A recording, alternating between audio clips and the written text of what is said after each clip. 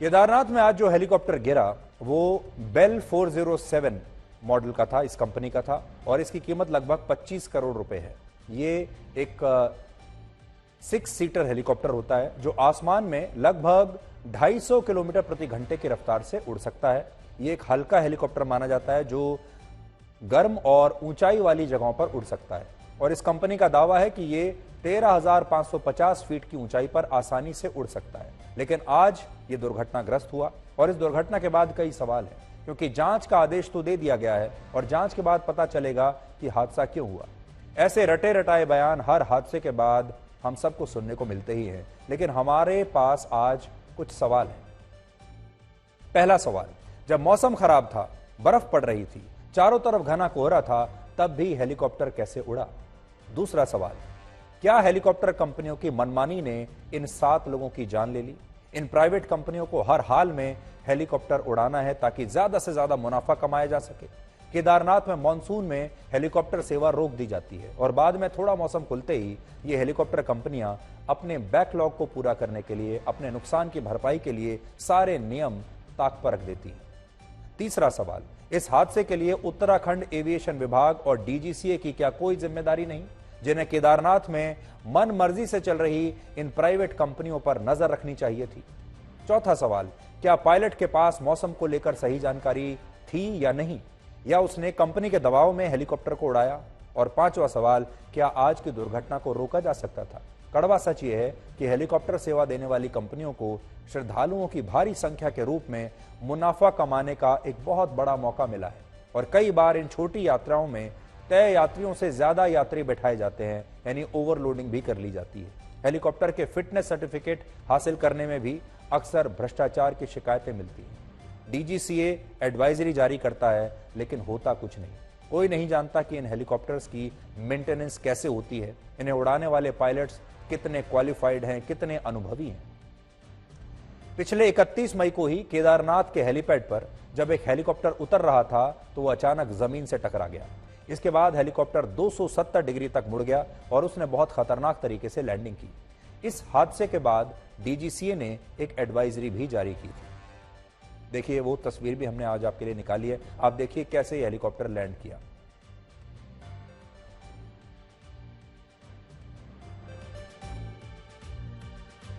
इस एडवाइजरी में कहा गया था कि केदारनाथ हेलीपैड पर लैंडिंग के समय पायलट खासतौर पर सावधानी बरतें। अगर क्रॉस विंड या टेल विंड तय मानकों से ज्यादा है तो उन्हें सभी तरह की सावधानियां बरतनी चाहिए। इस स्थिति में लैंडिंग को कैंसिल करके बेस पर लौट जाना चाहिए। लेकिन ऐसी एडवाइजरी को हेलीकॉप्टर कंपनियां शायद कूड़े के डब्बे में फेंक देती हैं, और यह हाल तब है जब 2013 से लेकर अब तक अकेले केदारनाथ घाटी में ही 7 हेलीकॉप्टर क्रैश हो चुके हैं, और आज भी पायलट ने कंट्रोल रूम को यह जानकारी दी थी कि मौसम खराब है और उसे वापस लौटना होगा, लेकिन तब तक बहुत देर हो चुकी थी।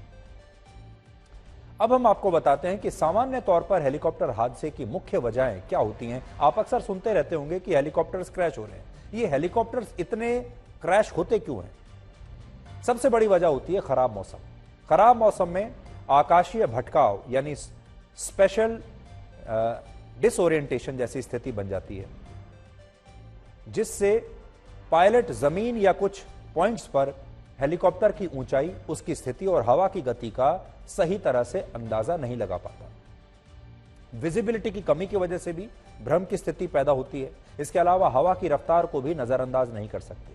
तेज हवा भी हेलीकॉप्टर की उड़ान को काफी प्रभावित करती है, क्योंकि वो इसे धकेलती है, जिससे हेलीकॉप्टर का नियंत्रण कई बार बिगड़ जाता है।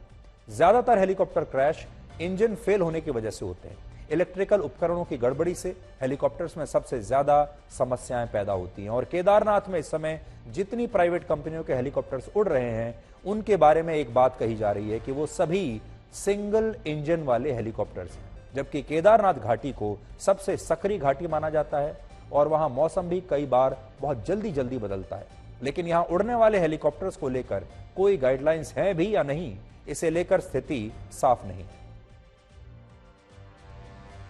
इस केस में एक्चुअली क्या हुआ है कि इस जहाज जो है बेल 407, इसकी कैपेसिटी 7 पैसेंजर्स की है, पायलट प्लस 6 पैसेंजर।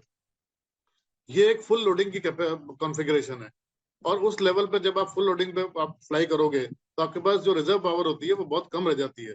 तो कोई भी ऐसी कंडीशन आए जहाँ पे आपको एक्स्ट्रा पावर देने की जरूरत होगी तो पायलट को बहुत डिफिकल्टी होगी, और कई बार हो सकता है कि आपके पास पावर अवेलेबल ही नहीं हो। तो मुझे कहीं ना कहीं ऐसा लग रहा है कि कॉम्बिनेशन सिचुएशन बैठी।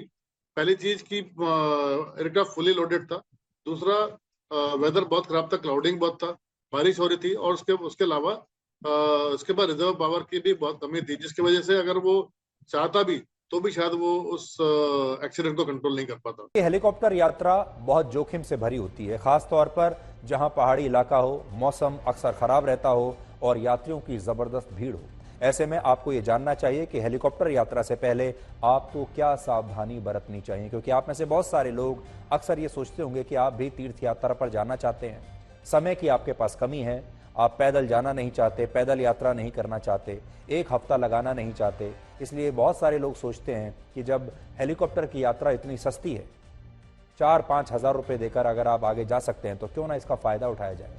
लेकिन अब आपको सावधान हो जाना चाहिए और आपके जीवन की जिम्मेदारी सबसे पहले आपकी है। तो पहली सावधानी तो यह है कि आप खुद भी खराब मौसम का आकलन जरूर करें।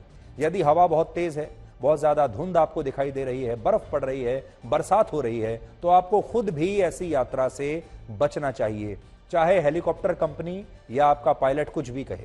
हेलीकॉप्टर कंपनी का सेफ्टी ट्रैक रिकॉर्ड आपको हमेशा जांच कर लेना चाहिए इससे पहले कि आप उस हेलीकॉप्टर में बैठें। वो किस कंपनी और किस मॉडल के हेलीकॉप्टर का प्रयोग कर रही है, वो कितना पुराना है, ये सब आपको जानने का अधिकार भी है और आपको जानना जरूर चाहिए, क्योंकि ये बेहद जरूरी जानकारी है। और आजकल तो आप जानते हैं इंटरनेट का जमाना है, आपको बहुत ज्यादा मेहनत नहीं करनी पड़ेगी, आप इंटरनेट पर दुनिया भर के बारे में अलग अलग जानकारियां खोजते रहते हैं।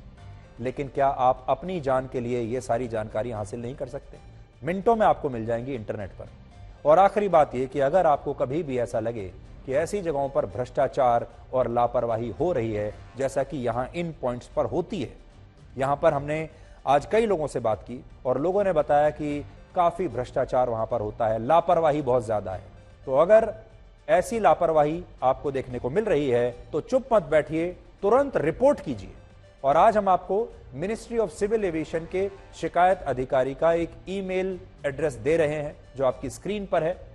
यहां पर आप शिकायत कर सकते हैं, ये आप नोट कर लीजिए। थोड़ी देर के लिए हम इसे अपनी स्क्रीन पर रखेंगे ताकि आप इसे नोट कर सकें। और अगर आपको लगता है कि कहीं भ्रष्टाचार है, लापरवाही है, सुरक्षा की जो गाइडलाइंस हैं उन्हें तोड़ा जा रहा है, तो आपको चुप नहीं बैठना चाहिए, आपको शिकायत जरूर करनी चाहिए।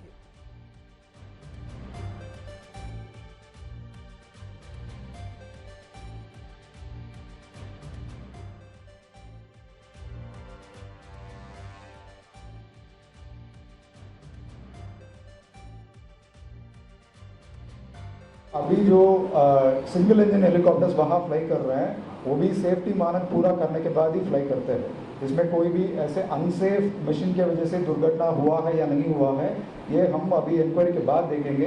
अदरवाइज जो है अभी तक का जो है इतने सारा फ्लाइंग हुआ है, कोई सेफ्टी मशीन को लेकर के कुछ हुआ नहीं है। आज जिस गरुड़ चट्टी के पास हेलीकॉप्टर क्रैश हुआ है, 2 साल पहले उसी गरुड़ चट्टी पे प्रधानमंत्री नरेंद्र मोदी ने, आपको याद होगा, योग और साधना की थी। प्रधानमंत्री मोदी एक बार फिर से अब केदारनाथ यात्रा पर जा रहे हैं और 21 अक्टूबर को वो केदारनाथ जाएंगे।